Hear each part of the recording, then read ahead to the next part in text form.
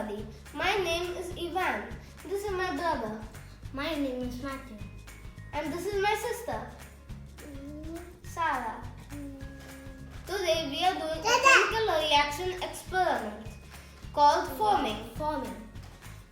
To do this experiment, we need 1 tablespoon baking soda, 60 milliliter vinegar, and 1 tablespoon of liquid soap, a glass tumbler, and a tray. First, we take the glass tumbler and keep it in the middle of the tray. Then we take the baking soda and put it into the glass tumbler. After that, we must take the liquid soap and put it into the vinegar and mix it thoroughly. And after that, we must take the vinegar and keep it into the baking soda jar, and the forming will take place.